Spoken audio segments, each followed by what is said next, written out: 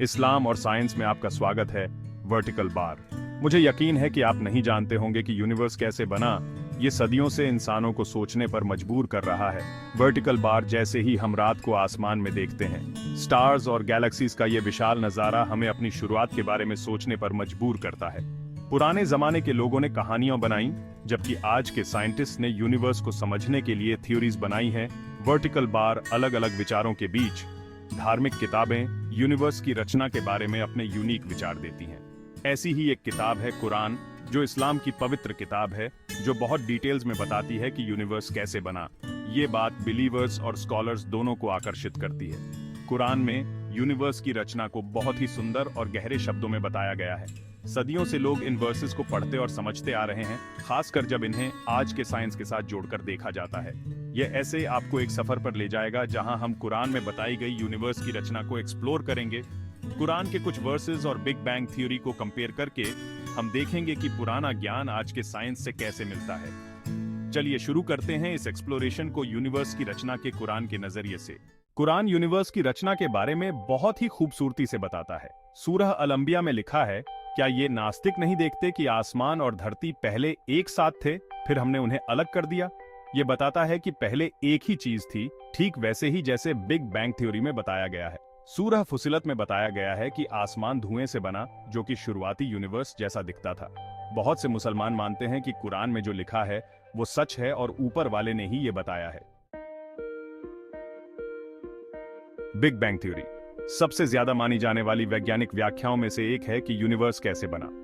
इस थ्योरी के हिसाब से यूनिवर्स की शुरुआत लगभग 13.8 अरब साल पहले एक बहुत ही गर्म और घनी जगह से हुई थी। इस शुरुआती बिंदु में यूनिवर्स की सारी एनर्जी और मैटर थी। बिग बैंग नाम की घटना में यह बिंदु बहुत तेजी से फैल गया, जिससे स्पेस, टाइम और फिर गैलेक्सीज, स्टार्स और प्लैनेट्स बने। इस थ्योरी को बहुत से प्रूफ से सपोर्ट मिलता है, जैसे कि गैलेक्सीज का हमसे दूर जाना, जो दिखाता है कि यूनिवर्स फैल रहा है। इसके अलावा यूनिवर्स में हाइड्रोजन और हीलियम जैसे हल्के एलिमेंट्स की मात्रा बिग बैंग मॉडल की प्रेडिक्शन से मेल खाती है। एक और इंपॉर्टेंट प्रूफ है कॉस्मिक माइक्रोवेव बैकग्राउंड रेडिएशन, एक हल्की सी चमक जो पूरे यूनिवर्स में फैली हुई है।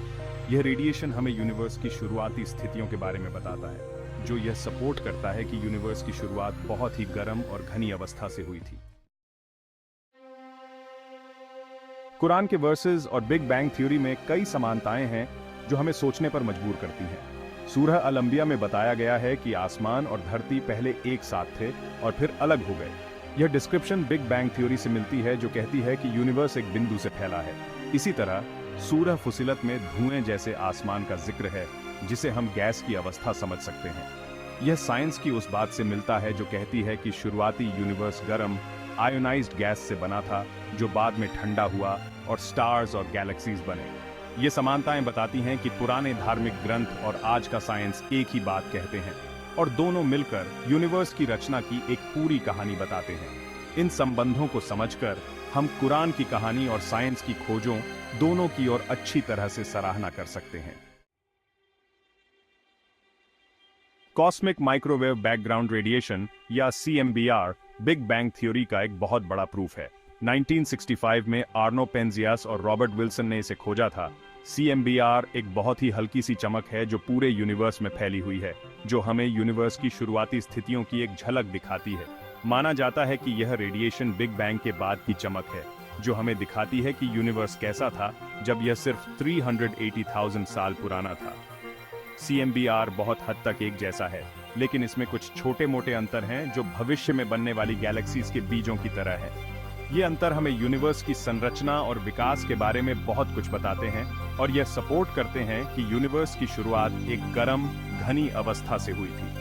CMBR के अध्ययन ने यूनिवर्स के बारे में हमारी समझ को बदल दिया है और बिग बैंग थ्योरी के लिए मजबूत सबूत दिए हैं।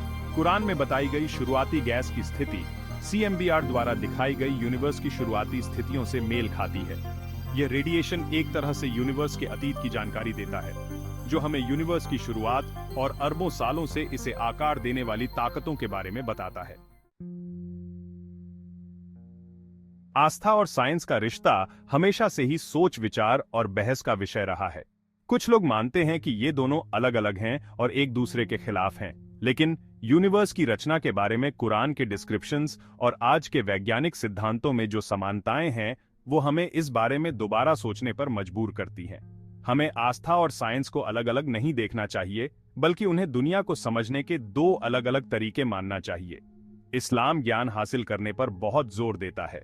कुरान में लिखा है कि लोगों को कुदरत के बारे में सोचना चाहिए और उसे समझने की कोशिश करनी चाहिए। यह सिर्फ धार्मिक ज्ञान तक सीमित नहीं है, बल्कि इसमें यूनिवर्स का वैज्ञानिक अध्ययन भी शामिल है। इतिहास में मुस्लिम विद्वानों ने ज्ञान के अलग अलग क्षेत्रों में बहुत योगदान दिया है, जो दिखाता है कि आस्था और साइंस एक साथ चल सकते हैं। इस्लामी स्वर्ण युग के दौरान विद्वानों ने खगोल विज्ञान, चिकित्सा, गणित और दूसरे विज्ञानों में बहुत तरक्की की। आस्था और साइंस दोनों को अपनाकर हम यूनिवर्स और उसमें अपनी जगह को और अच्छी तरह से समझ सकते हैं। इस्लाम में ज्ञान को बहुत महत्व दिया जाता है। कुरान में बार बार कहा गया है कि सीखना और सोचना बहुत जरूरी है। पैगंबर मोहम्मद को जो पहला संदेश मिला था, वो था, पढ़ो अपने रब के नाम से जिसने पैदा किया। सूरा अल-अलक 96:1। ये आदेश बताता है कि ज्ञान हासिल करना और अपने आसपास की दुनिया को समझना कितना जरूरी है। इस्लाम में माना जाता है कि ज्ञान के जरिए हम ऊपर वाले के करीब जा सकते हैं। कुदरत का अध्ययन करके लोग ऊपर वाले की बनाई हुई चीजों और उसकी बनाई दुनिया की पेचीदगियों को समझ सकते हैं। इस तरह ज्ञान की तलाश को इबादत माना जाता है, जो दिखाता है कि कुरान के नजरिए से यूनिवर्स ऊपर वाले के होने और उसकी ताकत का सबूत है। इस्लामी इतिहास में विद्वानों ने बहुत कुछ लिखा है, जो दिखाता है कि इस्लाम में ज्ञान को कितना महत्व दिया जाता है। इस्लामी स्वर्ण युग के दौरान मुस्लिम दुनिया के विद्वानों ने खगोल विज्ञान, चिकित्सा, गणित और दर्शन जैसे अलग अलग विषयों में बहुत योगदान दिया। ज्ञान को महत्व देकर इस्लाम लोगों को नई चीजें सीखने और खोज करने के लिए प्रेरित करता है और आस्था और साइंस के बीच की दूरी को कम करता है। इस्लामी स्वर्ण युग, जो 8वीं से 14वीं शताब्दी तक चला, वो समय बहुत ही ज्यादा ज्ञान और वैज्ञानिक तरक्की का था। इस समय के दौरान मुस्लिम विद्वानों ने खगोल विज्ञान, चिकित्सा, गणित और इंजीनियरिंग जैसे अलग अलग क्षेत्रों में बहुत योगदान दिया। उनके काम ने आज के बहुत से वैज्ञानिक विषयों की नींव रखी और आज भी लोगों को प्रभावित करता है। इस समय के सबसे प्रसिद्ध विद्वानों में से एक थे अल-बिरूनी, जो बहुत ज्ञानी थे और जिन्होंने खगोल विज्ञान, गणित और भूगोल में बहुत योगदान दिया।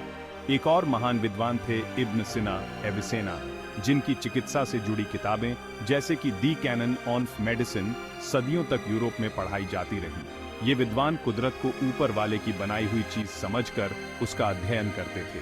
इस्लामी सभ्यता में धार्मिक और वैज्ञानिक ज्ञान दोनों को महत्व दिया जाता था, जिसकी वजह से उन्होंने दुनिया को समझने और तरक्की करने में बहुत बड़ा योगदान दिया। कुरान के हिसाब से यूनिवर्स कैसे बना, इस बारे में जानना और आज के वैज्ञानिक सिद्धांत दोनों ही हमें यह समझने में मदद करते हैं कि हमारी शुरुआत कैसे हुई। कुरान के वर्सेस और बिग बैंग थ्योरी में जो समानताएं हैं, वो हमें आस्था और साइंस के बीच तालमेल के बारे में सोचने पर मजबूर करती है। यह हमें पुराने ग्रंथों में छिपे ज्ञान की सराहना करने के लिए प्रेरित करता है और साथ ही साथ आज के साइंस की नई खोजों को भी समझने में मदद करता है। आस्था और साइंस दोनों को अपनाकर हम एक बेहतर नजरिया पा सकते हैं, जो हमें नई चीजें सीखने के लिए प्रेरित करता है और इस दुनिया के प्रति हमारे अंदर हैरानी की भावना को और बढ़ाता है। ऐसे ही और वीडियोस के लिए मेरे YouTube चैनल को लाइक और सब्सक्राइब करें।